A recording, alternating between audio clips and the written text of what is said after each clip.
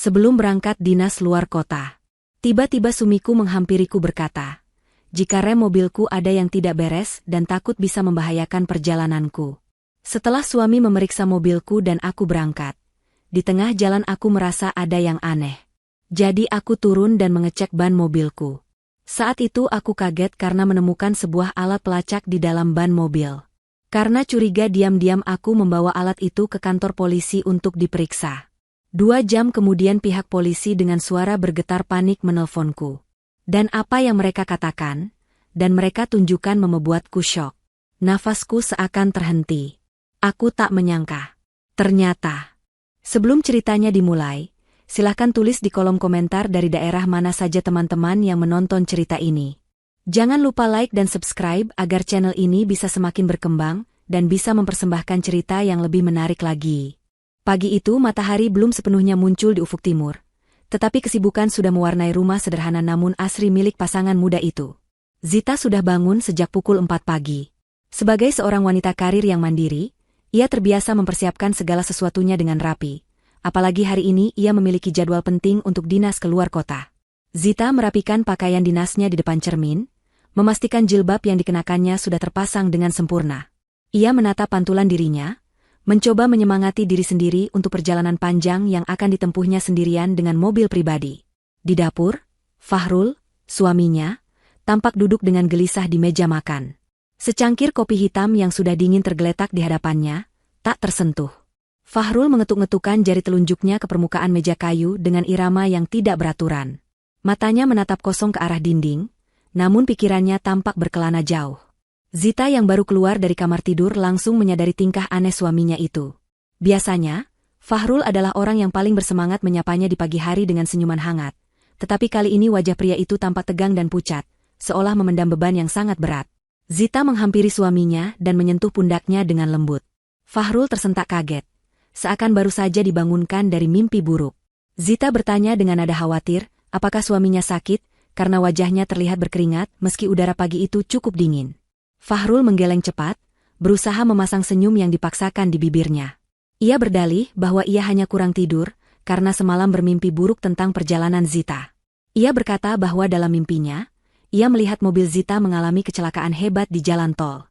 Suaranya terdengar meyakinkan, penuh dengan nada kekhawatiran seorang suami yang sangat mencintai istrinya. Hati Zita tersentuh mendengar penuturan itu.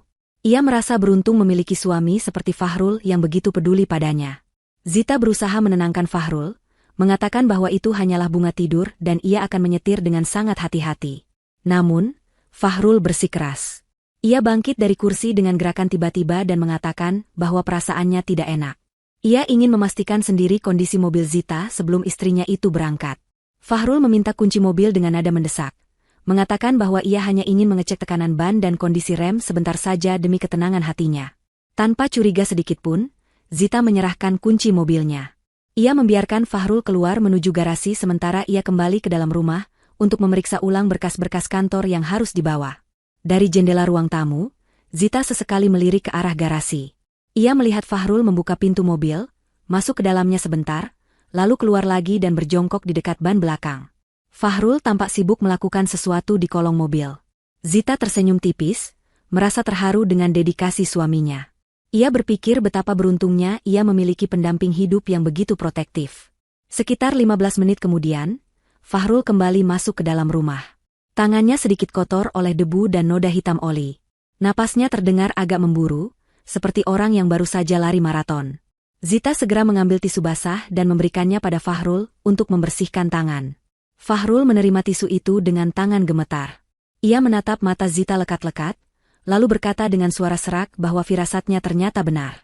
Ia mengklaim menemukan baut rem yang sedikit longgar di bagian belakang, sesuatu yang menurutnya bisa sangat fatal jika dibiarkan dalam perjalanan jauh dengan kecepatan tinggi. Fahrul menjelaskan dengan detail teknis yang membingungkan bagi Zita, tentang bagaimana rem itu bisa blong jika ia tidak mengencangkannya tadi. Ia berkata bahwa sekarang mobil itu sudah aman karena ia sudah memperbaikinya. Zita, yang memang buta soal mesin, hanya mengangguk percaya. Ia mengucapkan terima kasih berulang kali sambil memeluk suaminya.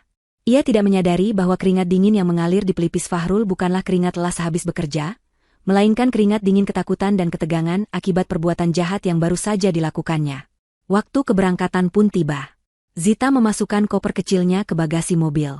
Sebelum masuk ke kursi kemudi, ia menyempatkan diri untuk menelpon ibunya, Ibu Fitri. Zita memiliki kebiasaan untuk selalu meminta doa restu pada ibunya setiap kali hendak bepergian jauh. Melalui sambungan telepon, suara lembut Ibu Fitri terdengar menenangkan. Ibu Fitri berpesan agar Zita tidak mengebut dan selalu berdoa di sepanjang jalan. Percakapan singkat itu memberikan kekuatan batin tersendiri bagi Zita. Ia menutup telepon dengan perasaan damai, siap menghadapi perjalanan dinas yang melelahkan.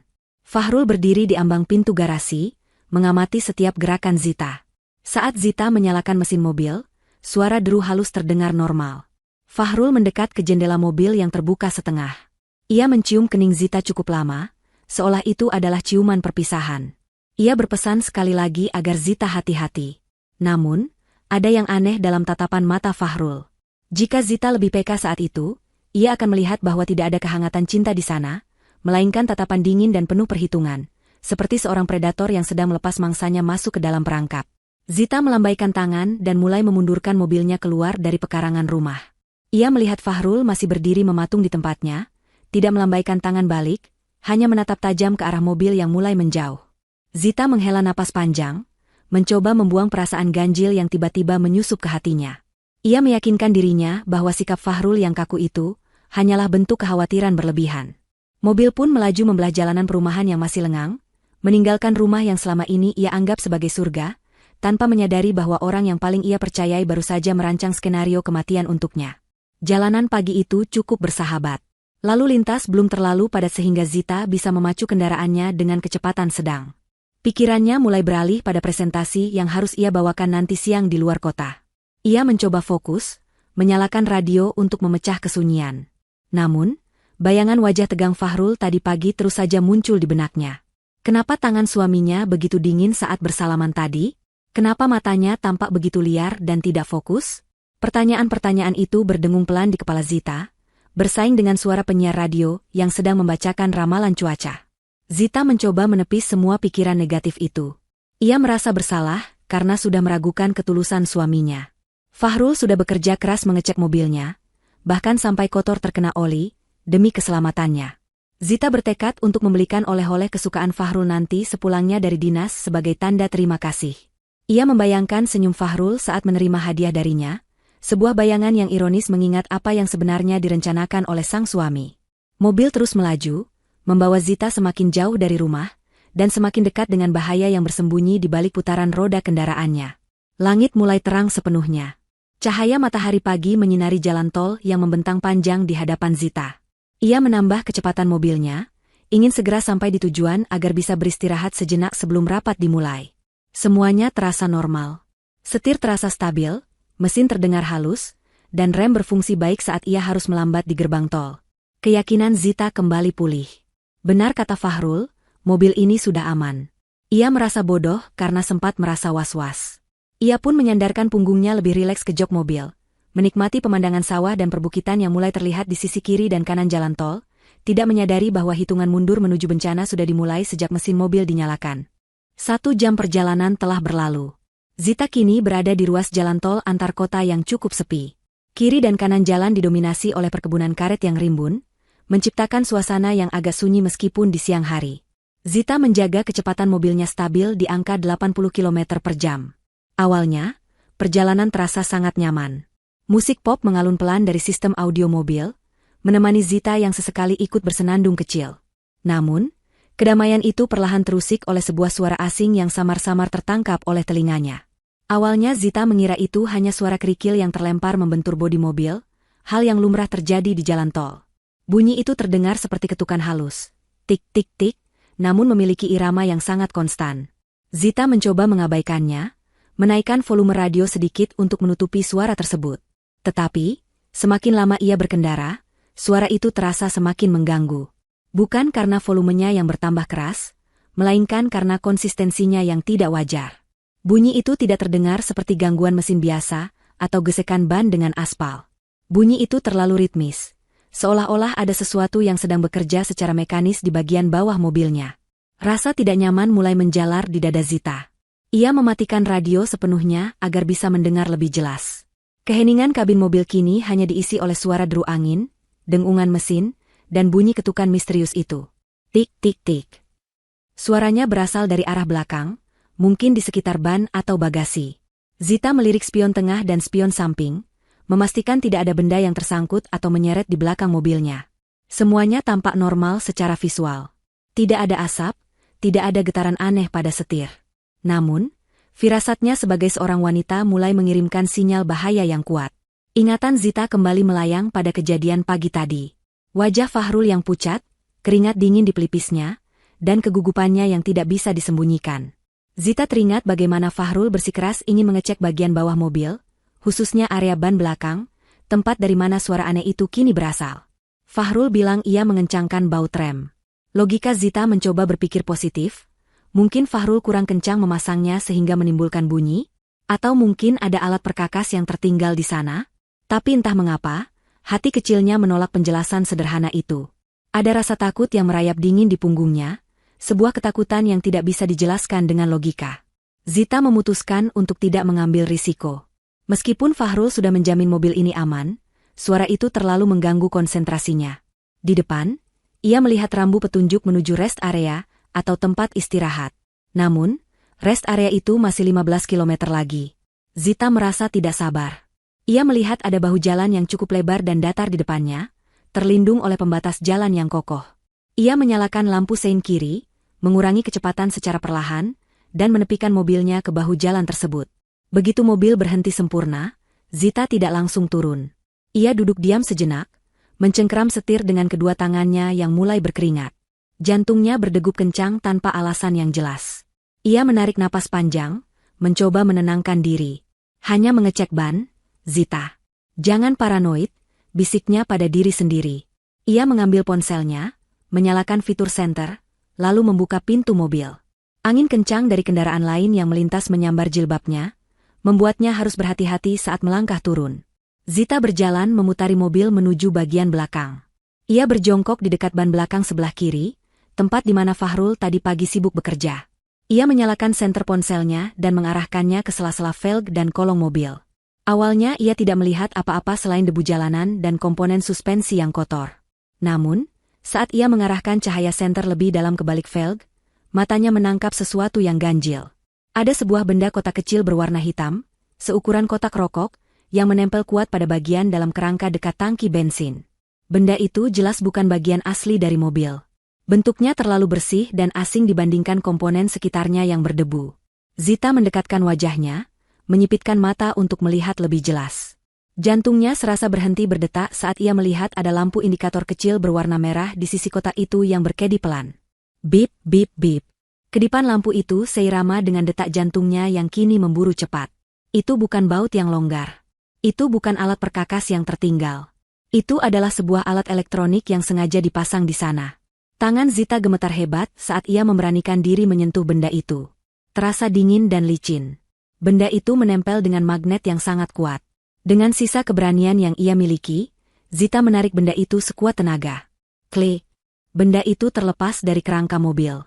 Kini, kotak hitam misterius itu berada di telapak tangannya. Beratnya ringan, namun terasa begitu mematikan. Zita membalik kotak itu dan melihat ada rangkaian kabel tipis yang tadinya terhubung ke antarmuka kecil, namun kini terputus saat ia menariknya. Dunia di sekitar Zita terasa berputar. Ribuan pertanyaan meledak di kepalanya. Apa ini? Kenapa ada alat pelacak atau semacamnya di mobilnya? Siapa yang memasangnya? Bayangan wajah Fahrul kembali muncul, kali ini bukan dengan rasa sayang, melainkan dengan kengerian. Fahrullah orang terakhir yang menyentuh bagian ini. Fahrullah yang bersikeras mengecek kolong mobil pagi tadi. Fahrullah yang tampak gugup dan berkeringat dingin. Potongan-potongan puzzle itu mulai tersusun membentuk sebuah gambar yang mengerikan. Suaminya sendiri yang memasang alat ini. Zita merasa mual. Kakinya lemas hingga ia terduduk di aspal bahu jalan. Ia ingin menangis, ingin berteriak, tetapi suaranya tertahan di tenggorokan. Rasa dikhianati itu jauh lebih menyakitkan daripada rasa takut. Namun, insting bertahannya segera mengambil alih. Ia tidak boleh diam di sini. Jika Fahrul memasang alat pelacak, berarti suaminya itu tahu di mana posisi Zita sekarang. Zita menatap ponsel di tangannya. Haruskah ia menelpon Fahrul dan meminta penjelasan? Tidak, batinnya menjerit. Jika Fahrul berniat jahat, menelponnya hanya akan memberitahu Fahrul bahwa rencananya ketahuan. Zita bangkit berdiri, membersihkan debu di roknya dengan kasar. Wajahnya yang tadi pucat kini mengeras oleh tekad. Ia tidak akan pulang ke rumah. Ia tidak akan melanjutkan perjalanan dinas. Ia tidak akan menelpon Fahrul. Ia harus mencari perlindungan pada pihak yang netral dan berwenang. Zita teringat ada kantor polisi besar di kota kecamatan terdekat. Hanya berjarak sekitar 20 menit dari posisinya sekarang. Dengan tangan yang masih gemetar namun mencengkeram erat kotak hitam itu, Zita kembali masuk ke dalam mobil. Ia meletakkan kotak itu di kursi penumpang sebelahnya, menatapnya dengan waspada seolah benda itu bisa meledak sewaktu-waktu. Zita menyalakan mesin. Kali ini, ia mengemudi bukan sebagai seorang istri yang patuh, melainkan sebagai seorang wanita yang sedang berjuang mempertahankan nyawanya. Ia memutar balik kendaraannya di U-turn terdekat, mengabaikan rencana kerjanya, mengabaikan suaminya, dan memacu mobil menuju kantor polisi. Sepanjang perjalanan, air mata mulai menetes di pipinya, bukan air mata kesedihan cengeng, tapi air mata kepedihan dari luka hati yang teramat dalam. Ia berdoa dalam hati, semoga dugaannya salah, meskipun akal sehatnya berteriak bahwa ia sedang berada dalam bahaya besar. Sesampainya di halaman kantor polisi, Zita tidak memarkir mobilnya dengan rapi. Ia berhenti begitu saja di depan lobi utama, membuat petugas jaga kaget. Zita keluar dari mobil dengan langkah tergesa-gesa sambil mendekap kotak hitam itu. Petugas jaga yang melihat kepanikan di wajah wanita berhijab itu segera menghampiri. Dengan napas tersengal, Zita menyerahkan kotak itu dan berkata dengan suara bergetar, "Tolong saya, Pak. Suami saya memasang ini di mobil saya. Saya rasa ini bukan benda baik."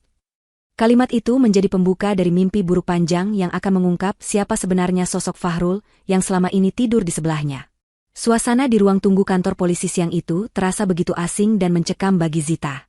Cahaya lampu neon yang putih pucat memantul di lantai keramik yang dingin, menciptakan atmosfer steril yang justru menambah kegelisahan di hatinya. Setelah menyerahkan kotak hitam misterius itu kepada petugas piket, Zita diminta untuk menunggu di sebuah ruangan khusus yang terpisah dari lobi utama. Ia duduk di sana sendirian, meremas kedua tangannya yang sedingin es. Jam dinding yang tergantung di atas pintu berdetak dengan irama lambat yang menyiksa, seolah mengejek waktu yang merayap begitu pelan. Setiap detikan jarum jam itu memukul gendang telinganya, mengingatkannya pada bunyi tik-tik-tik yang ia dengar di dalam mobil tadi. Zita mencoba memejamkan mata, berusaha mengusir bayangan wajah Fahrul yang terus menghantui pikirannya, namun rasa takut itu terlalu kuat mencengkeram. Awalnya, petugas yang menerima laporan Zita terlihat biasa saja, bahkan cenderung skeptis. Ia mungkin berpikir ini hanyalah kasus pertengkaran rumah tangga biasa di mana seorang suami posesif memasang alat pelacak GPS untuk memantau istrinya. Namun, sikap santai itu berubah drastis dalam hitungan menit. Zita melihat dari balik kaca jendela ruang tunggu, petugas tadi kembali dengan wajah tegang setelah memeriksa kotak itu di ruang belakang. Ia terlihat berbisik serius kepada rekannya, lalu menelepon seseorang dengan nada mendesak. Tak lama kemudian, kesibukan yang tidak wajar mulai terjadi. Beberapa polisi berseragam lengkap berlarian melintasi lorong, dan Zita sempat mendengar kata, evakuasi, dan gegana, yang diucapkan dengan setengah berteriak. Jantung Zita serasa berhenti berdetak. Ia sadar, benda yang ia bawa bukanlah mainan biasa. 2 jam berlalu dalam ketidakpastian yang menyiksa. Zita tidak diizinkan keluar dari ruangan itu, bahkan untuk sekadar ke toilet pun ia harus dikawal oleh seorang polisi wanita. Rasa haus dan lapar sudah hilang entah kemana, digantikan oleh rasa mual yang terus bergejolak di perutnya. Ponselnya ia matikan sesuai instruksi polisi agar tidak terlacak. Ia merasa terisolasi dari dunia luar, terperangkap dalam gelembung ketakutan yang semakin membesar. Tiba-tiba, pintu ruangan terbuka. Seorang petugas muda bernama Aldo masuk dengan wajah serius. Ia tidak membawa kabar baik, melainkan membawa sebuah telepon genggam khusus milik kepolisian. Aldo meletakkan telepon itu di meja di hadapan Zita dan berkata bahwa kepala polisi, Pak Rusdan, ingin berbicara langsung dengannya. Zita menatap telepon itu dengan ragu. Mengapa Pak Rusdan harus meneleponnya jika mereka berada di gedung yang sama? Aldo menjelaskan bahwa Pak Rusdan sedang berada di area sterilisasi bersama tim penjinak bom, memeriksa benda yang Zita bawa tadi. Mereka tidak bisa mengambil risiko membawa Zita ke sana. Dengan tangan gemetar hebat, Zita mengangkat gagang telepon dan mendekatkannya ke telinga. Hening sejenak, hanya terdengar suara napas berat dari seberang sana. Ketika suara Pak Rusdan akhirnya terdengar, suara itu tidak tegas dan berwibawa seperti yang Zita bayangkan dari seorang kepala polisi. Suara itu bergetar, penuh dengan nada panik yang tertahan dan rasa tidak percaya. Pak Rusdan memulai pembicaraan dengan meminta Zita untuk tetap tenang. Namun kalimat berikutnya justru meruntuhkan seluruh pertahanan Zita. Pak Rusdan mengatakan bahwa Zita sangat beruntung. Atau mungkin Tuhan masih sangat menyayanginya, karena Zita masih bernapas saat ini. Ia menjelaskan bahwa benda hitam kecil yang Zita temukan di balik velg mobilnya, bukanlah sekadar alat pelacak GPS biasa. Benda itu adalah sebuah pemicu bom rakitan yang sangat canggih dan mematikan. Pak Rusdan menjelaskan dengan suara tercekat bahwa di dalam kotak itu terdapat bahan peledak pada jenis C4 dalam jumlah kecil namun cukup untuk melubangi tangki bensin dan menciptakan ledakan berantai yang akan menghanguskan mobil dalam sekejap mata. Dunia Zita seketika gelap gulita. Napasnya tercekat di tenggorokan. Ia merasa oksigen di ruangan itu tersedot habis. Bom? Suaminya memasang bom? Pak Rusdan melanjutkan penjelasannya yang semakin membuat bulu kuduk berdiri. Alat itu dirancang dengan mekanisme pemicu ganda. Pertama, alat itu terhubung dengan sensor kecepatan dan getaran. Jika mobil Zita melaju di jalan tol dengan kecepatan stabil di atas 80 km per jam, selama lebih dari 10 menit, pemicu akan aktif secara otomatis. Kedua, alat itu juga memiliki pemicu jarak jauh yang bisa diaktifkan melalui sinyal seluler jika pemicu otomatis gagal bekerja. Artinya, Fahrul telah merancang skenario kematian yang nyaris sempurna. Fahrul ingin Zita mati terbakar di jalan tol, dan polisi akan mengiranya sebagai kecelakaan lalu lintas biasa akibat remblong atau korsleting mesin. Air mata Zita menetes tanpa suara, deras membasahi pipi dan jilbabnya. Tubuhnya menggigil hebat seolah sedang berada di tengah badai salju. Ia membayangkan dirinya mengemudi tadi pagi. Jika saja ia tidak peka terhadap bunyi aneh itu, jika saja ia tidak memutuskan untuk berhenti dan memeriksa ban, jika saja ia terus memacu mobilnya di jalan tol seperti rencana awal, saat ini ia pasti sudah menjadi onggokan daging hangus di dalam kerangka mobil yang membara. Fahrul, pria yang memeluknya tadi pagi, pria yang pura-pura mengecek rem demi keselamatannya, ternyata sedang mengirimnya menuju liang lahat. Senyum Fahrul, kecupan di kening, dan pesan hati-hatinya, semuanya adalah sandiwara iblis yang paling keji. Pak Rusdan di ujung telepon terdengar berusaha menenangkan Zita, meskipun suaranya sendiri masih terdengar syok. Ia mengatakan bahwa tim gegana sedang berusaha menjinakkan alat tersebut, namun sirkuitnya sangat rumit dan sensitif. Satu gerakan salah bisa memicu ledakan. Itulah sebabnya suara Pak Rusdan bergetar. Ia sadar betapa dekatnya Zita dengan maut. Ia berkata bahwa Zita baru saja membawa bom aktif berjalan-jalan di kota, bahkan membawanya masuk ke kantor polisi. Tindakan Zita yang nekat mencabut alat itu sebenarnya sangat berisiko, karena guncangan keras saat pencabutan bisa saja memicu ledakan. Fakta bahwa alat itu tidak meledak saat dicabut adalah sebuah keajaiban yang tidak bisa dijelaskan dengan logika teknis. Zita tidak sanggup berkata apa-apa lagi. Lidahnya keluh. Rasa sakit di hatinya jauh melampaui rasa takut akan bom itu sendiri. Pengkhianatan Fahrul terasa seperti belati yang diputar perlahan di dalam dadanya. Ia merasa bodoh, naif, dan tidak berdaya. Selama ini ia tidur di samping seorang pembunuh berdarah dingin. Semua kenangan manis pernikahan mereka selama 5 tahun hancur lebur dalam sekejap, digantikan oleh realita mengerikan bahwa suaminya menginginkan kematiannya. Zita menjatuhkan gagang telepon ke meja, tidak kuat lagi mendengar rincian teknis tentang bagaimana suaminya berencana membunuhnya.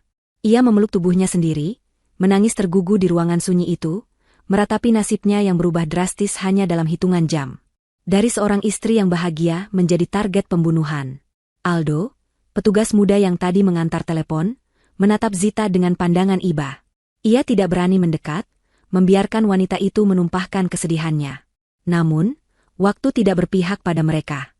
Di ruang sterilisasi, Pak Rusdan tahu bahwa mereka harus segera bertindak. Fahrul pasti sedang memantau pergerakan Zita melalui aplikasi pelacak yang terhubung dengan alat tersebut. Jika Fahrul melihat titik lokasi Zita berhenti terlalu lama di kantor polisi, ia akan curiga dan mungkin melarikan diri atau menghilangkan barang bukti lain. Pak Rusdan harus segera menyusun rencana. Sebuah rencana gila yang membutuhkan kekuatan mental Zita untuk bangkit dari keterpurukannya dan melawan balik. Zita harus berhenti menangis, karena air matanya tidak akan menyelamatkan nyawanya, tetapi keberaniannya yang akan menentukan segalanya. Setelah tangisnya mereda, Zita duduk dengan tatapan kosong menatap dinding putih di hadapannya. Pintu ruangan kembali terbuka, dan kali ini Pak Rusdan masuk secara langsung, didampingi oleh Aldo. Pak Rusdan tampak lelah, kemeja seragamnya sedikit kusut, namun matanya memancarkan ketegasan seorang pemimpin yang siap berperang. Ia duduk di kursi seberang Zita, menatap wanita malang itu dengan sorot mata kebapakan. Tidak ada lagi suara bergetar seperti di telepon tadi, kini yang ada hanyalah fokus tajam untuk menangkap pelaku. Pak Rusdan meletakkan sebuah peta digital di atas meja, menampilkan titik merah yang berkedip-kedip di lokasi kantor polisi. Pak Rusdan menjelaskan situasi genting yang sedang mereka hadapi. Titik merah di peta itu adalah sinyal yang dipancarkan oleh alat pelacak di bom tersebut. Fahrul, dimanapun ia berada sekarang, pasti sedang melihat titik yang sama di ponsel atau komputernya. Saat ini, Fahrul mungkin sedang bertanya-tanya mengapa istrinya berhenti di kantor polisi. Jika Fahrul sadar rencananya gagal, ia bisa saja kabur ke luar negeri atau memusnahkan bukti-bukti lain di rumah yang bisa menjeratnya. Polisi membutuhkan waktu untuk mengumpulkan bukti kuat, dan cara terbaik untuk membeli waktu adalah dengan membuat Fahrul percaya bahwa rencananya berjalan mulus. Mereka harus menipu si penipu. Rencana yang disusun Pak Rusdan terdengar seperti adegan dalam film aksi, namun ini adalah satu-satunya jalan keluar. Tim teknis kepolisian akan memindahkan alat pemicu bom itu ke dalam sebuah kotak khusus kedap guncangan, lalu membawanya menggunakan drone atau mobil penyamaran khusus ke arah jalan tol, meniru rute perjalanan dinas Zita. Mereka akan membawa alat itu ke sebuah area bekas tambang batu kapur yang sepi dan jauh dari pemukiman, yang secara geografis berada di jalur lintasan Zita. Di sana, tim gegana akan meledakkan bom tersebut secara terkontrol. Bagi Fahrul yang memantau dari jauh, ia akan melihat titik GPS bergerak normal di jalan tol, lalu tiba-tiba sinyalnya hilang bersamaan dengan berita kecelakaan yang akan direkayasa oleh polisi. Zita mendengarkan rencana itu dengan saksama. Awalnya ia ragu, apakah ia sanggup ikut serta dalam sandiwara ini? Namun, rasa sakit hati yang membakar dadanya perlahan berubah menjadi bahan bakar keberanian. Ia tidak mau menjadi korban yang pasrah. Ia ingin melihat wajah asli Fahrul saat topengnya terbuka. Dengan anggukan pelan namun tegas, Zita menyetujui rencana Pak Rusdan. Ia menyerahkan sepenuhnya kendali operasi ini kepada polisi. Pak Rusdan segera memberi kode kepada Aldo untuk memulai eksekusi. Tim teknis bergerak cepat, memindahkan paket maut itu keluar dari gedung dengan prosedur keamanan tingkat tinggi. Zita dibawa ke ruang pemantauan siber. Di sana, terdapat layar besar yang menampilkan pergerakan titik merah itu secara real-time. Zita melihat titik itu mulai bergerak meninggalkan kantor polisi, melaju menyusuri jalan arteri, dan masuk ke gerbang tol.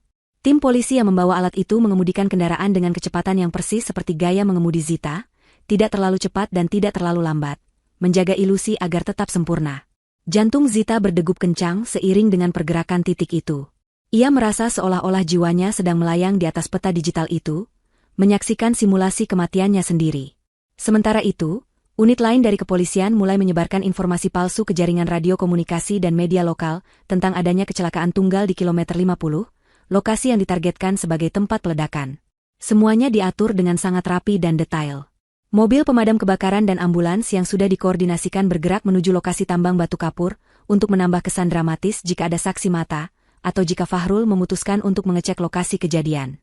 Zita hanya bisa duduk diam, meremas jemarinya, berdoa agar sandiwara ini berhasil menipu suaminya yang licik. 1 jam kemudian, titik merah di layar monitor telah mencapai area tambang yang diset sebagai lokasi kejadian. Di layar, Zita melihat kecepatan kendaraan pembawa bom itu meningkat, meniru skenario mobil yang melaju kencang sebelum kecelakaan. Dan tiba-tiba, titik merah itu berhenti bergerak dan berkedip cepat sebelum akhirnya padam total dari layar. Di lokasi tambang, tim gegana baru saja meledakkan bom rakitan Fahrul. Suara ledakan tidak terdengar sampai ke kantor polisi, tetapi keheningan di ruang pemantauan terasa begitu memekakan telinga. Sinyal hilang.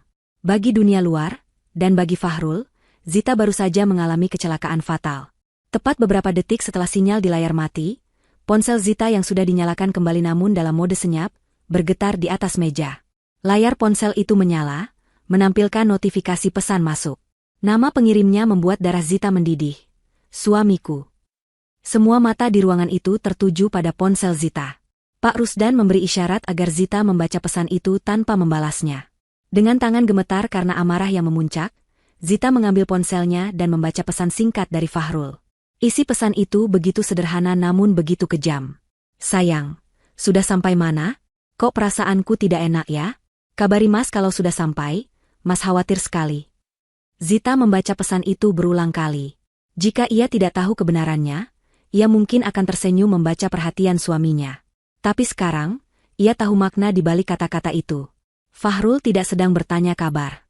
Fahrul sedang memastikan apakah Zita masih hidup atau sudah mati. Pesan itu dikirim tepat saat sinyal GPS hilang, yang berarti Fahrul memang memantau detik-detik kematian istrinya sambil berpura-pura menjadi suami yang cemas. Senyum palsu Fahrul terbayang jelas di benak Zita, senyum kemenangan seorang pembunuh. Zita meletakkan ponselnya kembali dengan kasar. Air matanya sudah kering. Tidak ada lagi kesedihan di wajahnya, yang ada hanyalah tatapan dingin penuh dendam. Ia menatap Pak Rusdan dan berkata dengan suara yang jauh lebih stabil dan menakutkan daripada sebelumnya, "Dia sudah memakan umpannya, Pak. Dia pikir saya sudah mati." Pak Rusdan mengangguk, mengakui ketangguhan mental wanita di hadapannya. Ini adalah titik balik bagi Zita. Ia bukan lagi istri yang lemah. Ia adalah seorang wanita yang baru saja bangkit dari kuburnya sendiri untuk menuntut keadilan. Permainan baru saja dimulai. Fahrul mungkin berpikir ia telah memenangkan segalanya, menyingkirkan satu-satunya penghalang menuju harta dan kebebasan.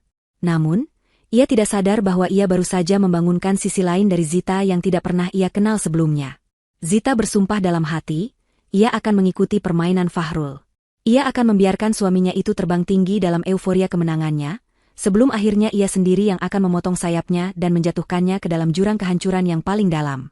Rencana pembalasan dendam kini tersusun rapi di benak Zita, didukung penuh oleh kekuatan hukum yang ada di belakangnya. Matahari sudah lama tenggelam, digantikan oleh langit malam yang pekat tanpa bintang, seolah alam turut berduka atas tragedi palsu yang baru saja disiarkan ke seluruh penjuru kota. Zita masih berada di ruangan khusus di markas kepolisian, sebuah tempat persembunyian sementara yang disiapkan oleh Pak Rusdan demi keamanannya. Tubuhnya terasa lelah luar biasa, namun matanya tetap terjaga, menolak untuk terpejam meski sedetik. Adrenalin dan rasa sakit hati bercampur menjadi satu, menciptakan bahan bakar yang membuatnya tetap waspada. Di ruangan itu, ia tidak sendirian. Pak Rusdan dan Aldo sibuk bolak-balik membawa berkas laporan, sementara tim forensik digital bekerja dalam diam di sudut ruangan, mencoba meretas dan mengumpulkan jejak digital dari kehidupan Fahrul dan Zita yang selama ini terlihat normal di permukaan. Penyelidikan bergerak dengan kecepatan yang menakjubkan berkat bukti fisik berupa bom rakitan yang kini diamankan sebagai barang bukti utama. Dengan dasar ancaman terorisme dan percobaan pembunuhan berencana, pihak kepolisian memiliki wewenang penuh untuk melakukan penggeledahan digital dan fisik secara mendalam tanpa perlu menunggu surat perintah yang berbelit-belit. Sasaran utama mereka bukan hanya menangkap Fahrul, tetapi memahami mengapa seorang suami tega merancang kematian istrinya dengan cara yang begitu sadis dan terstruktur. Motif adalah kunci untuk memastikan Fahrul membusuk di penjara seumur hidupnya, dan Pak Rusdan bertekad menemukan kunci tersebut malam ini juga. Sekitar pukul 9 malam, Pak Rusdan masuk kembali ke ruangan Zita dengan wajah yang lebih serius dari sebelumnya. Di tangannya, ia memegang sebuah map tebal berwarna merah, warna yang melambangkan urgensi dan bahaya. Ia menarik kursi dan duduk tepat di hadapan Zita, menatap wanita itu dengan sorot mata iba namun tegas. Pak Rusdan meletakkan map itu di atas meja dan menghela napas panjang sebelum mulai berbicara. Ia mengatakan bahwa timnya baru saja membobol brankas rahasia di kantor pribadi Fahrul, dan juga memulihkan data-data terhapus dari laptop pribadinya. Apa yang mereka temukan di sana bukanlah bukti perselingkuhan biasa atau hutang piutang sepele, melainkan sebuah rencana jahat yang berakar pada keserakahan manusia yang paling dasar. Pak Rusdan membuka map tersebut dan mengeluarkan sebuah dokumen tua yang terlihat sangat resmi, lengkap dengan segel notaris dan materai. Zita mengernyitkan dahi, tidak mengenali dokumen itu. Pak Rusdan mulai menjelaskan dengan hati-hati agar Zita tidak syok. Ia bertanya apakah Zita mengetahui kabar tentang ayah kandungnya. Zita menggeleng pelan. Ayah kandungnya telah berpisah dengan ibunya, Ibu Fitri, sejak Zita masih balita. Sejak saat itu, hubungan mereka terputus total. Zita tumbuh besar dengan anggapan bahwa ayahnya tidak peduli padanya, atau mungkin sudah meninggal dunia bertahun-tahun yang lalu tanpa kabar berita. Nama ayahnya adalah sebuah memori buram yang tidak pernah ia bahas lagi demi menjaga perasaan ibunya. Namun, fakta yang diungkapkan Pak Rusdan bagaikan petir di siang bolong. Ayah kandung Zita ternyata baru saja meninggal dunia 1 bulan yang lalu di luar pulau. Dan yang lebih mengejutkan, selama puluhan tahun menghilang, ayah Zita ternyata telah membangun sebuah kerajaan bisnis perkebunan kelapa sawit yang sangat sukses. Ia menjadi seorang konglomerat tanah yang memiliki aset di mana-mana. Dalam kesendiriannya di masa tua, ayah Zita rupanya tidak pernah melupakan putri tunggalnya. Sebelum meninggal, ia telah menyusun sebuah surat wasiat yang sangat jelas dan mengikat secara hukum. Seluruh harta kekayaannya, yang nilainya mencapai ratusan miliar rupiah, diwariskan sepenuhnya kepada satu-satunya darah dagingnya, yaitu Zita. Zita ternganga tak percaya. Ia, yang selama ini bekerja keras sebagai karyawan biasa, tiba-tiba dinyatakan sebagai pewaris tunggal kekayaan yang fantastis. Namun, kebingungan segera menyelimuti benaknya. Jika ayahnya mewariskan harta itu padanya sebulan yang lalu, mengapa ia tidak pernah dihubungi oleh pengacara atau notaris? Mengapa tidak ada satu surat pun yang sampai ke tangannya? Pertanyaan itu terjawab ketika Pak Rusdan menyodorkan lembar kedua dari tumpukan dokumen itu. Itu adalah surat pemberitahuan resmi dari firma hukum yang ditujukan ke alamat rumah Zita, tertanggal 3 minggu yang lalu. Surat itu sudah dibuka, dan ada tanda tangan penerima di bukti resi pengiriman. Tanda tangan itu adalah tanda tangan Fahrul. Darah Zita mendidih seketika. Fahrul telah mencegat surat itu. Suaminya telah mengetahui tentang kematian ayah Zita dan warisan raksasa itu, jauh sebelum Zita tahu. Fahrul menyembunyikan fakta kematian mertuanya sendiri, dan menyembunyikan hak istrinya. Tapi mengapa? Mengapa Fahrul tidak memberitahunya? Bukankah sebagai suami istri, harta itu akan dinikmati bersama juga?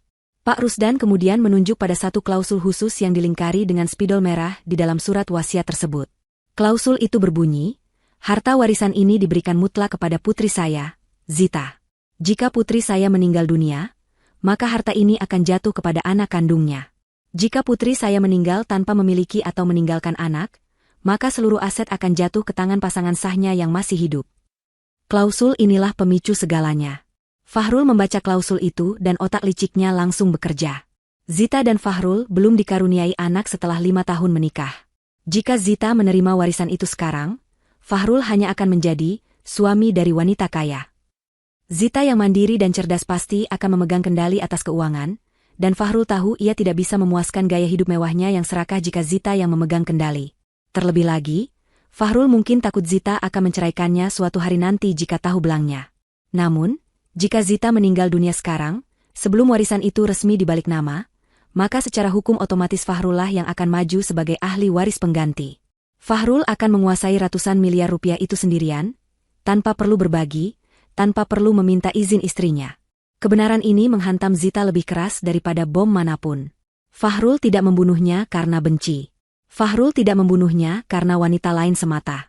Fahrul membunuhnya karena uang. Fahrul melihat nyawa Zita setara dengan angka-angka di rekening bank. 5 tahun kebersamaan, janji suci pernikahan, tawa dan tangis yang mereka lalui bersama, semuanya tidak ada harganya bagi Fahrul dibandingkan dengan aset perkebunan dan deposito. Zita hanyalah batu loncatan bagi Fahrul untuk menjadi kaya raya. Rencana perjalanan dinas ini adalah momen emas yang ditunggu-tunggu Fahrul. Kecelakaan di luar kota akan mempermudah alibi dan mempercepat proses klaim warisan, tanpa banyak tanya dari pihak keluarga besar. Zita membaca ulang dokumen itu dengan tangan gemetar. Ia melihat tanggal-tanggal yang tertera. Fahrul sudah merencanakan ini sejak surat itu datang 3 minggu lalu. Sikap manis Fahrul belakangan ini, perhatiannya yang berlebihan, bahkan mimpi buruk palsu yang ia ceritakan pagi tadi, semuanya adalah bagian dari naskah sandiwara untuk memuluskan jalan menuju harta karun. Zita merasa jijik. Ia merasa mual membayangkan ia tidur satu ranjang dengan monster yang setiap malam mungkin menatapnya tidur sambil menghitung hari kematiannya. Fahrul bukan manusia. Ia adalah iblis berwajah malaikat yang tega menukar nyawa istrinya demi tumpukan uang kertas. Pak Rusdan membiarkan Zita mencerna semua informasi itu. Ia tahu ini berat, tapi Zita harus tahu seberapa besar pertaruhan dalam kasus ini. Ini bukan sekadar kasus KDRT, ini adalah kejahatan korporat berkedok rumah tangga. Pak Rusdan menjelaskan bahwa polisi juga menemukan bukti komunikasi antara Fahrul dengan seorang wanita bernama Mila. Mila ini ternyata bukan sekadar selingkuhan, tapi juga mantan pegawai di kantor notaris yang membantu Fahrul memalsukan beberapa dokumen pendukung agar proses pencairan warisan nanti berjalan mulus begitu Zita dinyatakan meninggal. Mereka berdua adalah komplotan. Mereka berdua merencanakan kematian Zita bersama-sama. Mendengar nama Mila dan perannya, air mata Zita yang tadi sempat kering kembali merebak. Namun kali ini bukan karena sedih, melainkan karena marah. Kemarahan yang murni dan membakar. Ia ingat pernah bertemu Mila sekilas, dikenalkan Fahrul sebagai teman lama yang sedang mencari kerja. Ternyata, saat itu mereka sedang menertawakan kebodohan Zita tepat di depan hidungnya. Zita menutup map merah itu dengan kasar. Suara hempasan map di atas meja memecah keheningan ruangan. Ia menatap Pak Rusdan dengan tatapan nyalang, tatapan seorang wanita yang sudah tidak punya rasa takut lagi, karena rasa takutnya telah habis dikhianati. Pak Rusdan, suara Zita terdengar dingin dan tajam, menusuk seperti jarum es. Saya tidak mau hanya menangkapnya. Saya mau menghancurkannya. Saya mau dia merasa sudah memiliki dunia ini, lalu saya mau melihat wajahnya saat saya merenggut semuanya kembali. Saya akan ikuti permainan Bapak. Buat dia percaya saya sudah mati. Biarkan dia merayakan kemenangannya. Semakin tinggi dia terbang, semakin sakit saat dia jatuh nanti. Pak Rusdan tersenyum tipis. Sebuah senyum persetujuan. Ia melihat api di mata Zita, api yang sama yang ia miliki saat memburu penjahat kelas kakap. Malam itu, di ruangan interogasi yang dingin, sebuah aliansi pembalasan dendam terbentuk. Zita bukan lagi korban. Ia adalah pemburu yang sedang menunggu waktu yang tepat untuk menerkam mangsanya yang sedang mabuk kemenangan. Sementara Zita menyusun kekuatan di kantor polisi, suasana di rumahnya, yang kini dikuasai penuh oleh Fahrul, menunjukkan kontras yang memuakan. Berita tentang kecelakaan maut di jalan tol kilometer 50 telah menyebar di beberapa saluran televisi lokal dan media sosial. Polisi bekerja sangat rapi dengan merilis inisial korban, Z, dan jenis mobil yang sesuai dengan milik Zita, lengkap dengan rekaman video dari jauh yang memperlihatkan bangkai mobil yang hangus terbakar di dasar jurang area tambang, hasil ledakan yang disiapkan tim Gegana. Narasi yang dibangun adalah kecelakaan tunggal akibat remblong yang memicu ledakan tangki bensin. Bagi masyarakat umum, ini adalah tragedi. Bagi Fahrul, ini adalah simfoni kemenangan. Dari kamera pengintai tersembunyi yang diam-diam telah dipasang oleh tim intelijen kepolisian di ruang tamu dan ruang makan rumah Fahrul beberapa jam lalu, dengan memanfaatkan celah keamanan smart home yang ada di rumah itu, Zita dan Pak Rusdan bisa menyaksikan segala gerak-gerik Fahrul secara live dari markas. Di layar monitor, terlihat Fahrul sedang berdiri di teras rumah, melayani beberapa tetangga yang datang untuk menyampaikan belasungkawa. Wajah Fahrul tampak kusut, matanya merah dan sembab. Ia berakting sempurna sebagai suami yang terguncang hebat. Bahunya berguncang saat ia menerima pelukan dari tetangga sebelah. Ia bahkan sesekali menyeka hidungnya dengan sapu tangan, mengucapkan terima kasih dengan suara parau yang menyayat hati. Hebat sekali aktingnya, gumam Aldo yang berdiri di belakang kursi Zita. Zita hanya diam, matanya terpaku pada layar, merekam setiap kepalsuan suaminya. Ia melihat bagaimana Fahrul berpura-pura lemas, hingga harus dipapah masuk ke dalam rumah oleh ketua RT. Namun, begitu pintu depan ditutup dan dikunci, begitu para tetangga pulang, postur tubuh Fahrul berubah drastis dalam hitungan detik. Punggung yang tadinya membungkuk sedih kini tegak membusung.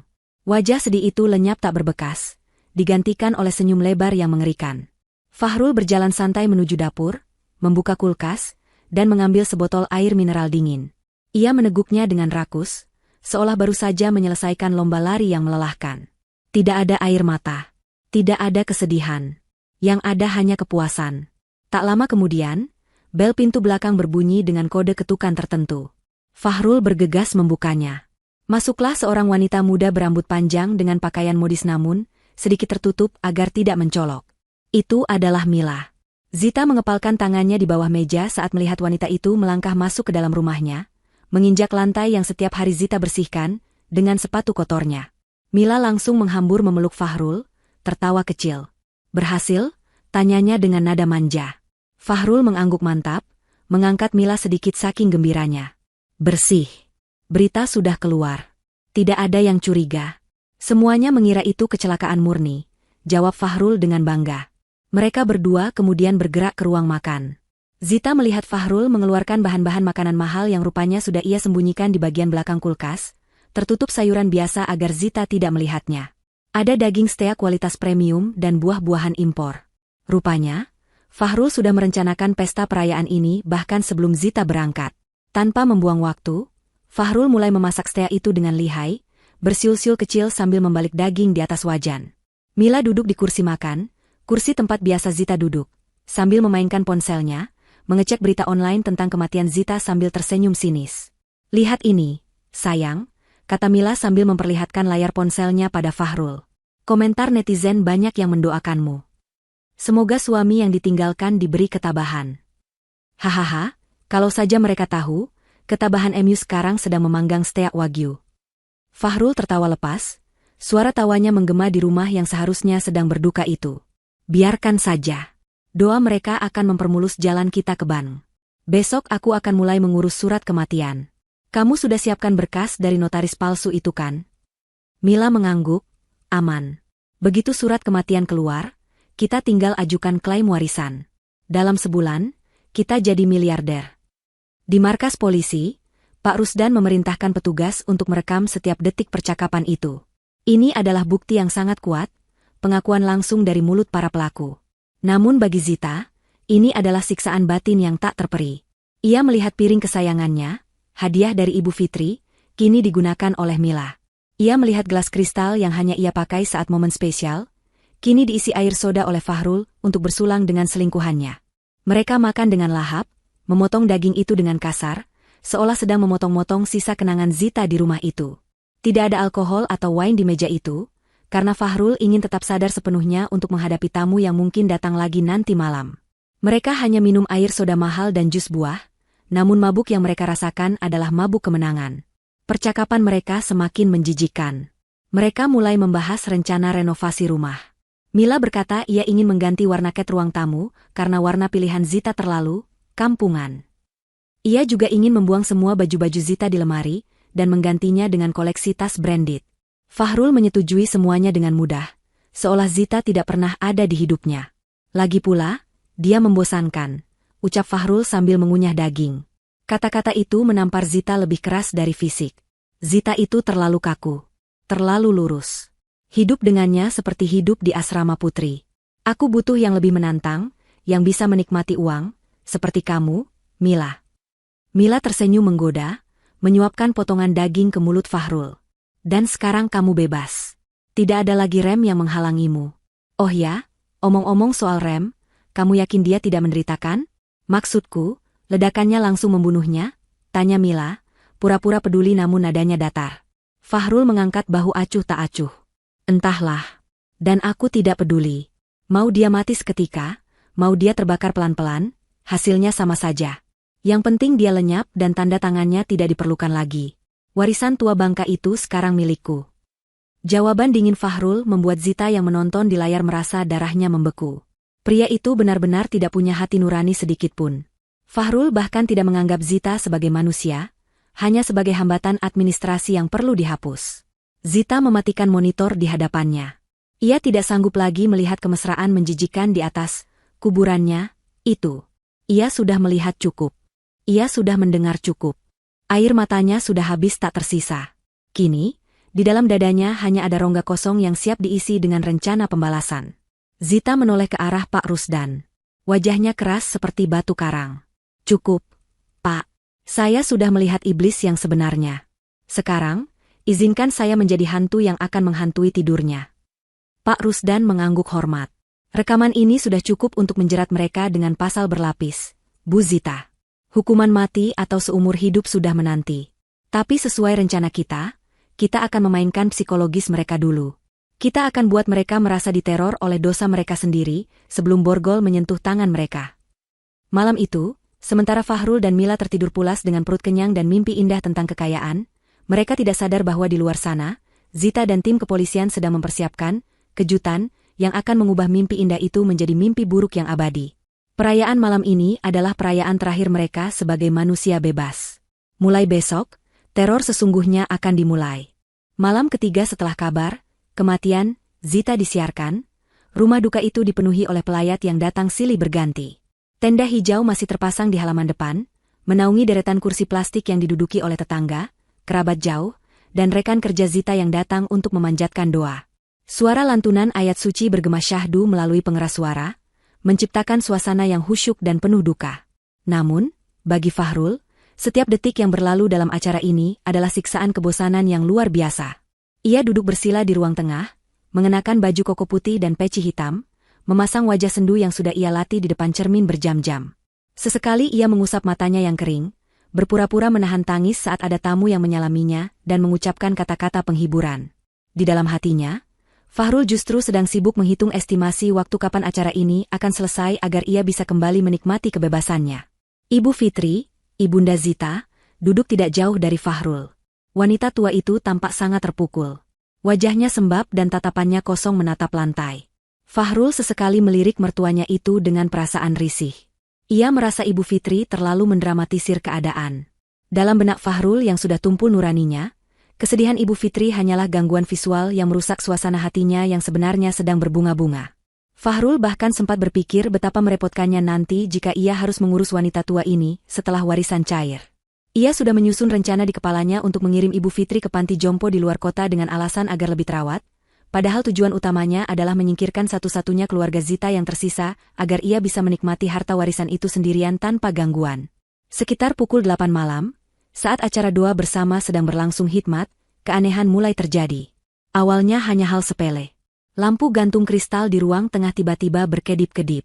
Para tamu saling berpandangan, mengira itu hanya tegangan listrik yang tidak stabil karena banyaknya pemakaian daya. Namun, kedipan itu memiliki pola yang ganjil.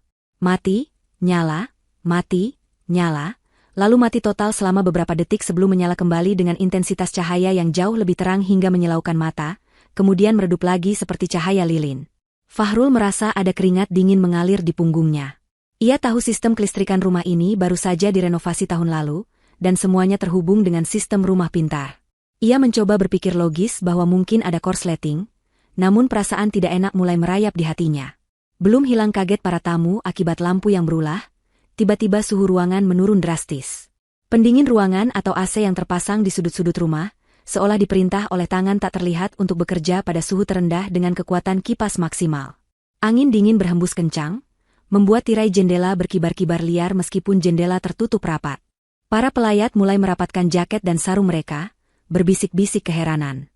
Fahrul bergegas mengambil ponselnya untuk mengecek aplikasi pengendali rumah pintar, berniat mematikan AC tersebut. Namun, alangkah terkejutnya ia saat melihat notifikasi di layar ponselnya, akses ditolak. Pengendali utama, Zita. Fahrul terbelalak. Ia yakin ia sudah mereset semua akses setelah kematian Zita, tapi kenapa nama istrinya masih muncul sebagai admin pengendali? Jantungnya mulai berdegup tidak beraturan. Teror sesungguhnya dimulai beberapa menit kemudian. Di tengah heningnya jeda antar doa, smart speaker atau pengeras suara pintar yang terletak di atas bufet ruang keluarga tiba-tiba menyala sendiri. Lampu indikatornya berputar biru, tanda sedang aktif. Suara desis statis terdengar sejenak, membuat semua mata tertuju pada benda bulat kecil itu. Lalu, terdengar suara rekaman yang sangat familiar. Itu adalah suara Zita. Suara itu bukan suara hantu yang menyeramkan, melainkan potongan rekaman suara Zita saat sedang bersenandung lagu kesukaan mereka di kamar mandi, rekaman yang pernah Fahrul ambil diam-diam dulu saat mereka masih mesra. "La, Mas Fahrul, jangan lupa kunci pintu ya." Suara Zita yang ceria dan hidup menggema di ruangan penuh pelayat itu. Suasana seketika berubah mencekam. Ibu Fitri histeris mendengar suara anaknya. Ia menangis memanggil-manggil nama Zita, mengira arwah putrinya hadir di sana. Wajah Fahrul pucat pasi, darah seolah surut dari wajahnya. Tangannya gemetar hebat memegang ponsel.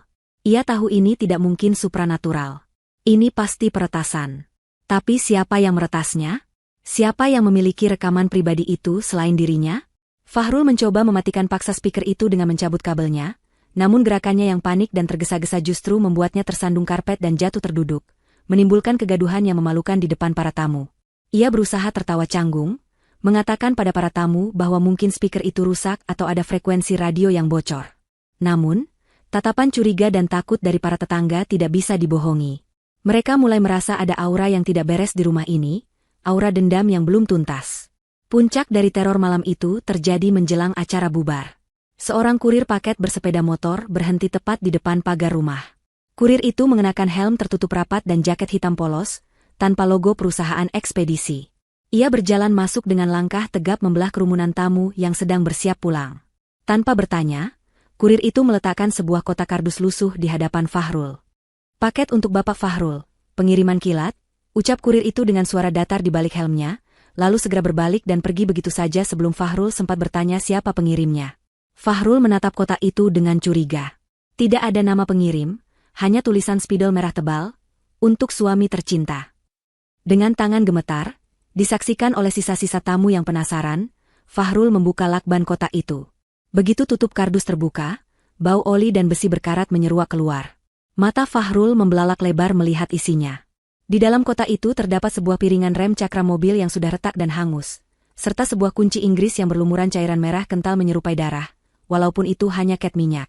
Di atas tumpukan besi tua itu, tergeletak secari kertas putih dengan tulisan tangan yang sangat ia kenali. Tulisan tangan Zita. Pesan di kertas itu singkat namun menghancurkan mentalnya. "Mas, kamu lupa mengencangkan satu baut di hatimu. Aku pulang untuk memperbaikinya." Fahrul melempar kotak itu saking kagetnya. Besi rem itu berdenting keras menghantam lantai keramik, membuat semua orang terlonjak. Fahrul mundur ketakutan hingga punggungnya menabrak dinding. Napasnya memburu, matanya liar menyapu sekeliling ruangan, seolah mencari sosok Zita di setiap sudut bayangan. Ini pasti orang iseng. Teriaknya histeris, suaranya pecah. Namun jauh di lubuk hatinya, logika Fahrul mulai runtuh. Ia mulai meragukan kewarasannya sendiri. Apakah Zita benar-benar mati? Ataukah arwahnya bangkit menuntut balas? Ketakutan irasional mulai menggerogoti jiwanya. Ia merasa diawasi oleh ribuan mata tak terlihat. Malam itu, setelah tamu terakhir pulang dengan perasaan horor, Fahrul tidak berani tidur di kamar utamanya. Ia mengunci diri di kamar tamu, menyalakan semua lampu, dan duduk meringkuk di sudut kasur sambil memegang pisau dapur. Ia mencoba menelpon Mila berkali-kali, membutuhkan validasi bahwa ia tidak gila. Namun, telepon Mila tidak aktif, sebuah bagian dari rencana isolasi yang disusun Pak Rusdan. Fahrul sendirian. Suara angin di luar jendela terdengar seperti bisikan Zita. Bayangan pohon di tirai terlihat seperti sosok wanita berhijab yang sedang berdiri menatapnya. Teror psikologis yang dilancarkan Zita dan polisi berhasil menembus pertahanan mental Fahrul. Sang pembunuh yang sombong kini telah berubah menjadi tikus penakut yang terperangkap dalam labirin ketakutannya sendiri, menunggu pagi datang yang tak kunjung tiba. 3 hari berlalu sejak malam teror itu. Fahrul perlahan mulai mendapatkan kembali sedikit keberaniannya, didorong oleh keserakahan yang lebih besar daripada rasa takutnya. Ia meyakinkan dirinya bahwa kejadian malam tahlilan itu hanyalah kerjaan orang iseng yang iri padanya, atau mungkin ulah kompetitor bisnis. Baginya, hantu tidak ada, dan Maya tidak bisa mengirim paket. Zita sudah mati, titik. Ia sudah melihat berita, ia sudah melihat bangkai mobil di TV. Fakta itu adalah pegangan satu-satunya. Kini, fokus utamanya kembali ke tujuan awal, uang. Hari ini adalah hari pencairan. Hari di mana ia akan resmi menjadi pemilik tunggal dari seluruh aset kekayaan ayah Zita yang jumlahnya fantastis itu. Pagi-pagi sekali, Fahrul sudah berpakaian rapi. Ia mengenakan setelan jas terbaiknya yang baru ia beli kemarin, menyemprotkan parfum mahal, dan menyisir rambutnya klimis. Di cermin, ia melihat sosok miliarder baru, bukan sosok suami yang berduka. Ia mengabaikan kantung mata hitam akibat kurang tidur selama 3 hari terakhir. Dengan langkah mantap, ia mengemudikan mobilnya menuju kantor firma hukum ternama di pusat kota, tempat di mana pembacaan wasiat dan penandatanganan akta pengalihan hak waris akan dilakukan. Mila tidak ikut bersamanya hari ini. Wanita itu beralasan sakit mendadak. Padahal sebenarnya Mila sudah ditangkap polisi 2 jam yang lalu dan kini sedang diinterogasi. Namun Fahrul yang tidak tahu apa-apa, mengira ia akan menikmati momen kejayaan ini sendirian terlebih dahulu. Gedung kantor hukum itu menjulang tinggi dengan arsitektur kaca yang modern dan intimidatif. Fahrul melangkah masuk ke lobi dengan dagu terangkat tinggi. Ia disambut oleh resepsionis yang ramah dan langsung diantar ke ruang rapat VIP di lantai teratas. Ruangan itu sangat mewah, dengan meja panjang dari kayu mahoni mengkilap, kursi kulit yang empuk, dan pemandangan kota yang menakjubkan dari jendela kaca raksasa. Di ujung meja, duduk seorang pengacara senior berwajah kaku dan seorang asisten notaris yang sedang merapikan tumpukan berkas. Fahrul menyalami mereka dengan senyum percaya diri, senyum seorang pemenang. Pengacara itu, yang sebenarnya sudah bekerja sama dengan pihak kepolisian, memulai prosedur dengan formalitas yang ketat. Ia membacakan rincian aset yang ditinggalkan oleh almarhum ayah Zita. Mulai dari hektaran perkebunan sawit di Kalimantan, beberapa properti ruko di Jakarta, hingga deposito dan surat berharga lainnya.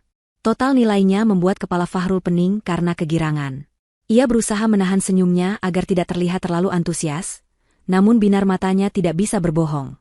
Ia membayangkan mobil sport yang akan ia beli, rumah mewah dengan kolam renang, dan liburan keliling dunia yang akan segera ia wujudkan. Semua penderitaan dan ketakutannya beberapa hari ini terbayar lunas. Baiklah, Pak Fahrul, ucap sang pengacara dengan nada datar sambil menyodorkan sebuah dokumen tebal. Berdasarkan akta kematian Ibu Zita yang sudah Bapak lampirkan, dan sesuai dengan klausul surat wasiat, maka seluruh aset ini akan jatuh ke tangan Bapak sebagai ahli waris pengganti. Silakan Bapak baca klausul pelepasan hak dan tanda tangan di bagian yang sudah ditandai materai ini. Fahrul menerima pena emas yang disodorkan. Tangannya sedikit gemetar, kali ini karena ekstasi kemenangan. Ia menatap kertas itu seolah menatap tiket surga. Tanpa ragu, ia mendekatkan mata pena ke atas kertas, siap menorehkan tanda tangan yang akan mengubah nasibnya selamanya. Namun, tepat saat ujung pena menyentuh kertas, sang pengacara tiba-tiba meletakkan tangannya di atas dokumen itu, menahan gerakan Fahrul. "Tunggu sebentar, Pak Fahrul," katanya. Fahrul mendongak, keningnya berkerut kesal karena diinterupsi. "Ada apa lagi? Bukankah semua berkas sudah lengkap?" tanyanya dengan nada tidak sabar. Pengacara itu menatap Fahrul dengan tatapan yang aneh, tatapan yang membuat nyali Fahrul sedikit menciut. Prosedur hukum kami mewajibkan adanya verifikasi akhir dari saksi kunci, Pak. Terutama untuk kasus di mana pewaris utama meninggal secara mendadak dalam kecelakaan tak wajar. Kami harus memastikan tidak ada sengketa di kemudian hari. Fahrul mendengus kasar. Saksi apa lagi? Istri saya sudah meninggal. Tidak ada anak. Saya satu-satunya keluarga. Jangan mempersulit keadaan. Pengacara itu tidak menjawab. Ia hanya mengalihkan pandangannya ke arah pintu ganda besar dari kayu jati di ujung ruangan. Fahrul mengikuti arah pandangan pengacara itu. Jantungnya mulai berdegup kencang lagi, perasaan tidak enak yang sama seperti saat malam tahlilan kembali menyergapnya. Keheningan di ruangan itu begitu mencekam, hanya terdengar suara detak jam dinding yang lambat. Tik, tik, tik. Perlahan, gagang pintu besar itu bergerak turun. Pintu terbuka dengan suara engsel yang halus. Dari balik pintu, muncul sebuah siluet. Bukan polisi, bukan hantu, melainkan seorang wanita. Suara langkah kaki sepatu hak tinggi beradu dengan lantai marmer terdengar tegas dan berirama. Tak, tak, tak. Wanita itu melangkah masuk ke dalam cahaya ruangan. Fahrul menyipitkan mata, dan seketika itu juga, pena di tangannya terlepas jatuh ke lantai. Mulutnya ternganga lebar, matanya melotot seakan hendak keluar dari rongganya. Napasnya tercekat, seolah ada tangan tak terlihat yang mencekik lehernya. Wanita itu adalah Zita. Tapi bukan Zita yang ia kenal. Zita yang berdiri di sana mengenakan setelan blazer dan celana bahan yang elegan dan formal, memancarkan aura kekuasaan dan kepercayaan diri yang luar biasa. Wajahnya segar bugar, tidak ada luka sedikit pun. Tatapan matanya tajam dan dingin, menusuk langsung ke manik mata Fahrul. Zita berjalan perlahan mendekati meja, setiap langkahnya menginjak-injak ego dan harapan Fahrul hingga hancur berkeping-keping. Ruangan itu terasa menyempit bagi Fahrul. Dinding-dinding kaca seolah merapat menghimpitnya. Ia ingin lari, tapi kakinya terpaku di lantai seolah lumpuh. Tidak mungkin. Desis Fahrul dengan suara parau, hampir tak terdengar. Kamu sudah mati, aku melihat beritanya, aku melihat mobilnya. Fahrul mundur selangkah demi selangkah, hingga pinggangnya menabrak lemari arsip. Ia menggelengkan kepalanya berulang kali, berusaha menolak realita yang ada di hadapannya. Ini pasti halusinasi. Ini pasti efek obat tidur yang ia minum semalam. Zita yang ia pasangi bom tidak mungkin berdiri di sini, hidup dan bernapas. Zita berhenti tepat di seberang meja, berhadapan langsung dengan Fahrul. Ia mengambil dokumen warisan yang tadi hampir ditandatangani Fahrul, melihatnya sekilas, lalu melemparnya kembali ke meja dengan tatapan merendahkan. Ia tersenyum, tapi senyum itu bukan senyum manis seorang istri, melainkan seringai dingin seorang hakim yang siap menjatuhkan vonis mati. Hai, Mas, sapa Zita dengan nada santai yang mengerikan.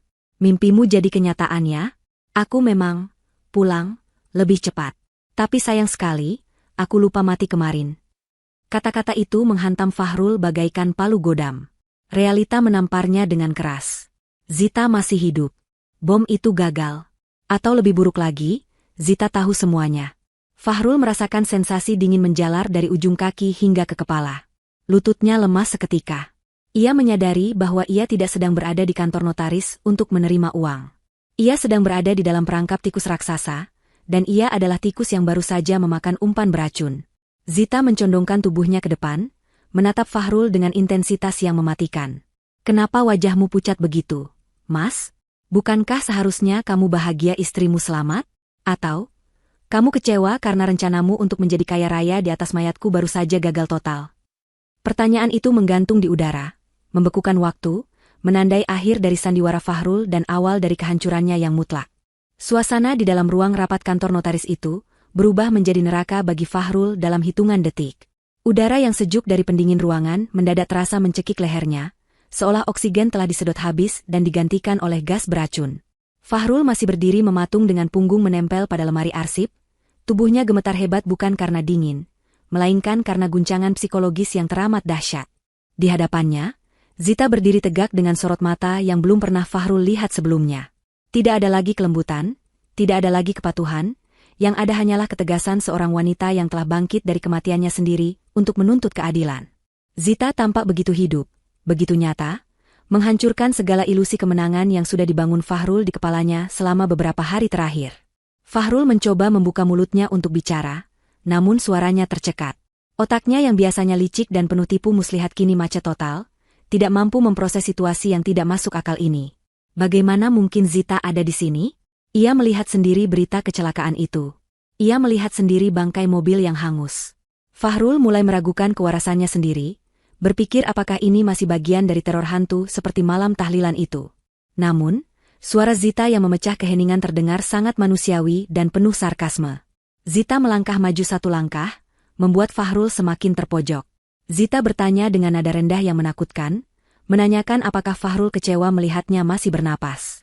Pertanyaan itu menampar kesadaran Fahrul. Ini nyata. Istrinya masih hidup. Rencananya gagal total. Kepanikan Fahrul perlahan berubah menjadi bentuk pertahanan diri yang agresif dan membabi buta. Wajahnya yang pucat kini memerah karena amarah dan kebingungan. Ia menunjuk wajah Zita dengan jari telunjuk yang gemetar, berteriak bahwa Zita telah menipunya. Ia menuduh Zita memalsukan kematiannya sendiri, sebuah tuduhan yang terdengar sangat konyol mengingat dialah yang mencoba membunuh istrinya.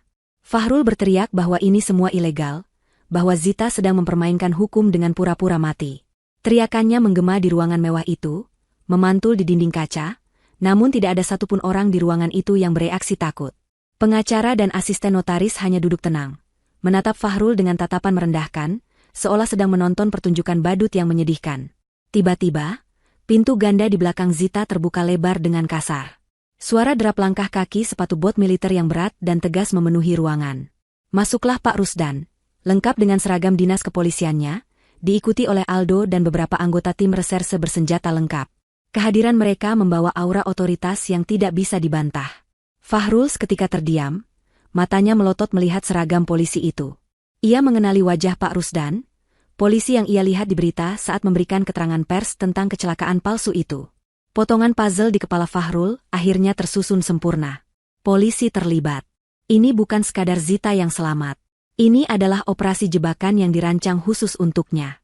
Fahrul merasa lututnya benar-benar kehilangan tenaga, dan ia pun merosot jatuh terduduk di lantai marmer yang dingin.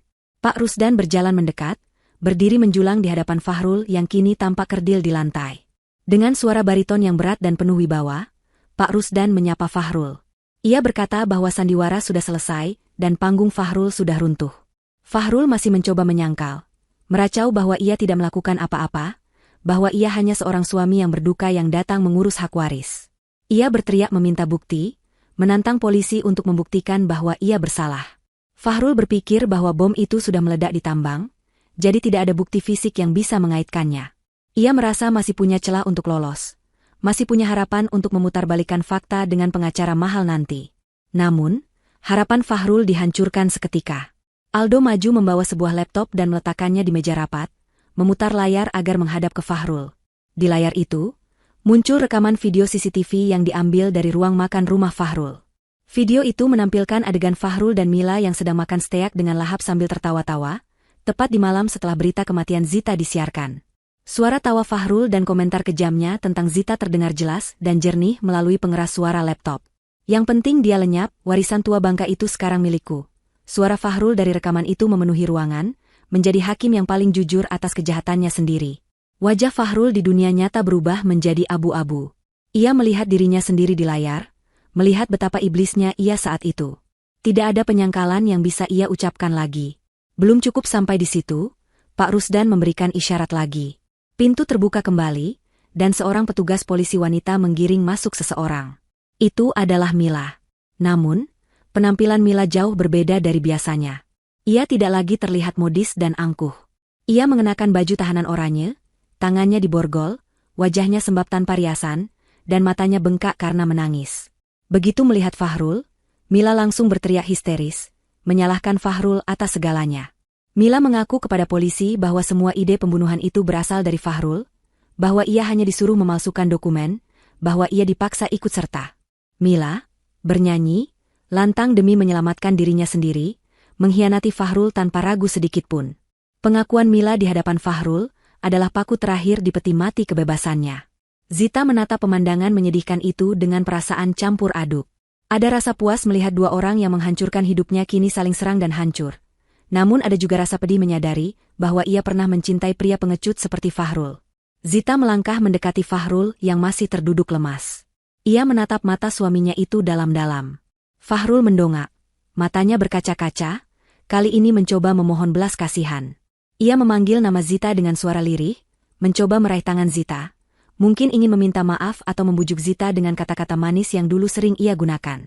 Namun, Zita mundur selangkah, menolak disentuh oleh tangan kotor itu. Zita berkata dengan dingin bahwa tidak ada lagi, Mas, atau sayang.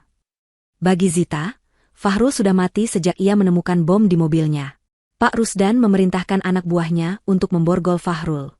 Dua petugas bertubuh tegap langsung menarik Fahrul berdiri dengan kasar, membalikkan badannya, dan memasangkan gelang besi dingin di pergelangan tangannya. Bunyi klik dari borgol itu terdengar seperti musik pembebasan bagi Zita. Fahrul tidak melawan secara fisik, tenaganya sudah habis terkuras oleh ketakutan. Ia hanya bisa pasrah saat digiring keluar ruangan seperti hewan tangkapan. Saat melewati Zita, Fahrul sempat berhenti sejenak, menatap istrinya dengan tatapan nanar penuh penyesalan karena tertangkap, bukan karena perbuatannya. Zita tidak membualingkan wajahnya. Ia membalas tatapan itu dengan dagu terangkat, menunjukkan bahwa ia adalah pemenang dalam perang ini. Fahrul dan Mila dibawa turun ke lobi gedung, di mana puluhan wartawan ternyata sudah menunggu. Rupanya, Pak Rusdan juga sudah mengatur agar media meliput penangkapan ini untuk memberikan efek jera pada masyarakat dan membersihkan nama Zita dari status korban kecelakaan. Cahaya kilat kamera menyambar-nyambar wajah Fahrul yang tertunduk malu. Ia yang tadi pagi masuk ke gedung ini dengan impian menjadi miliarder, kini keluar sebagai tersangka pembunuhan berencana yang wajahnya akan terpampang di seluruh halaman depan koran besok pagi. Zita menyaksikan semuanya dari jendela lantai atas, berdiri di samping Pak Rusdan. Ia menghela napas panjang, melepaskan beban berat yang selama ini menghimpit dadanya. Hari ini, keadilan telah ditegakkan dengan cara yang paling sempurna. Penjahat itu telah jatuh ke dalam lubang yang ia gali sendiri. 6 bulan telah berlalu sejak penangkapan dramatis di kantor notaris itu. Proses hukum berjalan dengan lancar dan cepat berkat bukti-bukti telak yang dikumpulkan oleh tim Pak Rusdan. Rekaman CCTV, bom rakitan yang gagal meledak, yang diamankan sebagai barang bukti utama, kesaksian Mila yang memberatkan, serta jejak digital di ponsel dan laptop Fahrul, semuanya menjadi jerat yang tak terputuskan. Dalam persidangan, Fahrul tidak bisa berkutik. Upaya pengacaranya untuk meminta keringanan hukuman dengan alasan gangguan jiwa ditolak mentah-mentah oleh hakim, karena bukti perencanaan yang begitu rapi dan sistematis menunjukkan bahwa Fahrul sangat sadar dan waras saat merencanakan pembunuhan istrinya. Palu hakim diketuk dengan keras, menjatuhkan vonis maksimal, penjara seumur hidup atas percobaan pembunuhan berencana dan tindak pidana terorisme karena penggunaan bahan peledak. Kini, Fahrul mendekam di sebuah sel sempit di lembaga pemasyarakatan dengan keamanan maksimum. Kehidupannya berubah 180 derajat. Dulu ia tidur di kasur empuk dengan pendingin ruangan, kini ia harus tidur beralaskan tikar tipis di lantai semen yang dingin dan lembab. Selnya berbau apek, campuran antara bau keringat, lumut, dan toilet yang jarang dibersihkan. Tidak ada lagi steak wagyu atau jus buah segar. Setiap hari ia hanya makan nasi cadong dengan lauk seadanya yang rasanya hambar. Seringkali hanya tempe rebus atau sayur nangka yang sudah layu. Tubuh Fahrul yang dulu tegap dan terawat kini menjadi kurus kering.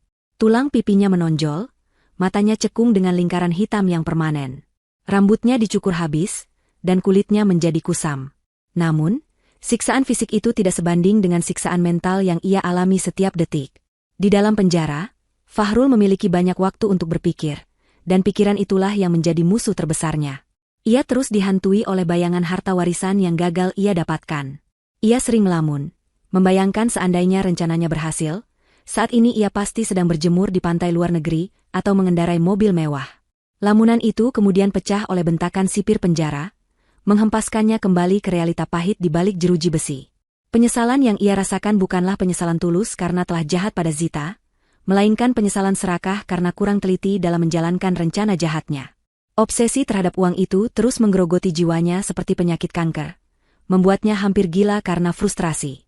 Suatu hari, Fahrul mendapat kabar bahwa ada pengunjung untuknya. Hatinya sedikit berdesir, berharap mungkin pengacaranya membawa kabar baik tentang banding. Namun, saat ia digiring ke ruang kunjungan yang dibatasi oleh kaca tebal, ia terkejut melihat siapa yang datang. Itu adalah Zita. Mantan istrinya itu duduk dengan anggun di seberang kaca, mengenakan pakaian sederhana namun elegan. Wajah Zita terlihat bersinar, sehat, dan damai. Sangat kontras dengan Fahrul yang tampak seperti mayat hidup. Fahrul mengambil gagang telepon interkom dengan tangan gemetar, menatap Zita dengan tatapan lapar akan kabar dunia luar, dan mungkin masih ada sedikit harapan manipulatif di hatinya. Zita menatap Fahrul tanpa emosi. Ia datang bukan untuk memaafkan, dan bukan untuk mencaci maki. Ia datang untuk memberikan hadiah terakhir yang akan menyempurnakan hukuman Fahrul. Zita berbicara dengan tenang melalui interkom. Ia memberitahu Fahrul bahwa ia sudah resmi bercerai, dan kini hidup bahagia bersama Ibu Fitri. Fahrul hanya diam mendengarkan. Kemudian, Zita mendekatkan wajahnya ke kaca, tersenyum tipis yang penuh arti. Ia berkata bahwa ada satu rahasia tentang warisan ayah kandungnya yang belum sempat Fahrul ketahui. Fahrul menajamkan telinganya, matanya membelalak antusias begitu mendengar kata warisan. Keserakahannya masih belum mati. Mas Fahrul, ucap Zita pelan namun jelas. Kamu tahu kenapa ayah kandungku tidak pernah menghubungiku selama puluhan tahun? Kamu pikir dia benar-benar konglomerat sukses? Asal kamu tahu, Mas. Perusahaan ayahku sebenarnya sudah bangkrut 5 tahun lalu karena salah urus. Harta yang tercatat di surat wasiat itu memang banyak, tapi hutang pajaknya jauh lebih besar. Aset-aset itu semuanya dalam sengketa bank. Jika kamu berhasil menjadi ahli waris waktu itu, yang kamu dapatkan bukan uang ratusan miliar, tapi surat tagihan hutang sebesar 500 miliar yang harus kamu lunasi seumur hidupmu. Mata Fahrul melotot nyaris keluar. Rahangnya jatuh. Napasnya tercekat. Zita melanjutkan ceritanya dengan nada santai, seolah sedang menceritakan dongeng sebelum tidur. Jadi sebenarnya, Tuhan menyelamatkanmu, Mas. Kalau kamu tidak dipenjara, kamu akan dikejar-kejar debt collector internasional dan mungkin mati di selokan. Kamu membunuhku demi hutang, Mas. Kamu menggadaikan jiwamu dan masuk neraka dunia ini hanya untuk mendapatkan tumpukan tagihan kosong. Zita menutup ceritanya dengan senyum manis yang mematikan, lalu meletakkan gagang telepon dan berdiri. Ia tidak menunggu jawaban Fahrul. Ia berbalik dan berjalan pergi meninggalkan ruang kunjungan, langkahnya ringan dan bebas. Di balik kaca, Fahrul membeku. Otaknya berusaha mencerna informasi itu. Hutang? Ia melakukan semua ini, membunuh, menipu, masuk penjara seumur hidup, kehilangan segalanya demi hutang? Kebenaran itu menghantamnya lebih keras daripada vonis hakim. Tiba-tiba, Fahrul berteriak histeris. Ia memukul-mukul kaca pembatas dengan tinjunya yang kurus, meraung seperti binatang yang terluka. Tidak. Tidak mungkin. Bohong. Teriakannya menggema di lorong penjara, penuh dengan kepedihan dan keputusasaan yang absolut. Para sipir segera datang menyeretnya kembali ke sel, sementara Fahrul terus meronta dan menangis. Ironi itu menghancurkan sisa kewarasannya. Ia merasa menjadi manusia paling bodoh di dunia. Karma telah bekerja dengan cara yang paling humoris dan kejam. Sementara itu, di luar gerbang penjara, Zita melangkah masuk ke dalam mobil sedan barunya yang nyaman. Ia menyandarkan punggungnya di jok kulit yang empuk. Di kursi penumpang, Ibu Fitri menyambutnya dengan senyum hangat. Sudah selesai, Nak? Tanya ibunya lembut. Zita mengangguk sambil tersenyum. Sudah, Bu. Masa lalu sudah ditutup rapat. Zita menyalakan mesin mobil. Dalam hati, ia terkekeh kecil. Tentu saja cerita soal hutang dan bangkrut, itu bohong belaka. Itu adalah bluffing terakhir Zita untuk menghancurkan mental Fahrul. Kenyataannya, warisan itu benar-benar ada, benar-benar cair, dan jumlahnya sangat fantastis, cukup untuk menjamin kehidupan Zita dan ibunya hingga 7 turunan. Tapi Fahrul tidak perlu tahu itu. Biarlah Fahrul membusuk di penjara dengan pikiran bahwa ia berkorban demi kehampaan. Itu adalah penjara di dalam penjara yang Zita ciptakan khusus untuknya. Mobil Zita melaju meninggalkan kompleks penjara yang suram, menuju ke arah pegunungan yang hijau dan asri. Zita telah membeli sebuah villa yang indah di sana, tempat di mana ia akan memulai hidup baru, mengembangkan bisnis perkebunan warisan ayahnya, dan mendirikan yayasan untuk membantu wanita korban kekerasan. Langit sore itu terlihat sangat cerah, berwarna jingga kemerahan yang indah. Zita membuka kaca jendela, membiarkan angin segar menerpa wajahnya. Ia menghirup napas dalam-dalam, merasakan udara kebebasan yang sesungguhnya. Tidak ada lagi rasa takut, tidak ada lagi remblong dalam hidupnya. Kendali setir kehidupannya kini ada di tangannya sendiri, dan ia siap melaju menuju masa depan yang bahagia. Rem hidupku sekarang pakem, bisiknya pada angin, dan tidak ada yang bisa mencelakaiku lagi. Lakaiku lagi. Lakaiku lagi. Lakaiku lagi. Lakaiku lagi. Lakaiku lagi. Lakaiku lagi. Lakaiku lagi. Lakaiku lagi. Lakaiku lagi. Lakaiku lagi. Lakaiku lagi. Lakaiku lagi. Lakaiku lagi. Lakaiku lagi. Lakaiku lagi.